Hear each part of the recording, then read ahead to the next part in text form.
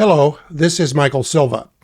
In this episode, we are going to talk about how to handle requests from clients to lower your prices. The independent security consultant will often get requests to lower their hourly rate or to reduce the total amount of a fixed fee proposal. This situation is handled differently by different consultants. Some are rigid and absolutely refuse to lower their prices, while others are glad to substantially cut their fees in order to win a project. Here are some thoughts on this topic. Number 1. Reductions in price should only be made when it makes good business sense. For example, if you encounter a potential project that has several hundred hours of billable work, reducing your hourly rate somewhat makes sense because having this volume of work increases your utilization rate. This reduces your sales efforts that would be needed to sell this time to other clients. Number 2. Some large corporations and government agencies have fee caps that prevent them from paying more than a certain hourly rate for consulting services. For example, a client's purchasing department may have a rule that states that no consultant may be paid more than $300 per hour without special approval. A consultant with a normal billing rate of $350 per hour may find it makes sense to reduce their hourly rate to $300 so that it falls beneath this fee cap. Number 3. Reductions in fixed fee proposal amounts should only be made when there is a corresponding reduction in the scope of work.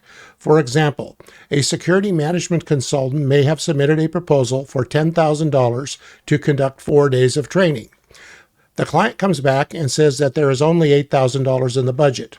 The consultant might agree to accept the $8,000, but should state that 3 rather than 4 days of training will be provided.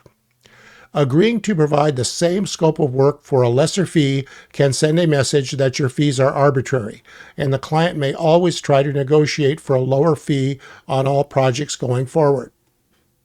Number 4. When a consultant is working as a subcontractor to another consultant, it is customary to agree to work at a lower rate to allow the prime consultant to make a profit on your services. However, care should be taken to make sure that you are still able to make a reasonable profit. Some prime consultants ask their subcontractors to work at unsustainably low rates in order to win contracts. These consultants are in essence asking their subcontractors to subsidize their projects for them. Number 5. Some clients may ask you to work on one project at a greatly reduced price, promising lots of future work at your regular rates. I have found that it almost never happens this way. Once you have agreed to work for a lower price on one project, the client will expect the same or even a greater discount on the next project. You will occasionally encounter a client that is what I call a wheeler dealer. These clients will always try to negotiate a lower price, asking you to lower your hourly rate and arguing that the work won't take you nearly as long as you have estimated. They seem to enjoy haggling over price and often ask you to throw in additional services for free. I have found clients of this type to be nothing but trouble.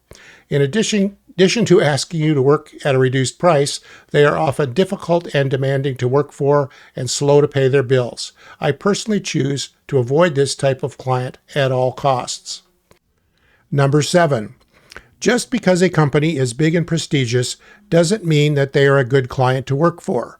For example, in my market area, there is one well-known company that frequently hires consultants to do their in-house security design projects. Unfortunately, they always ask their consultants to work at rock-bottom rates, closer to an hourly wage paid to an employee than the rates that a professional consultant must charge. The client is also slow to pay, difficult to work for, and prohibits the consultant from using them as a reference or even mentioning their name in proposals to other clients.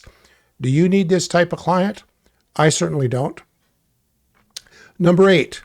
Think about the other project opportunities that you may be passing up while you are working on projects at a reduced rate.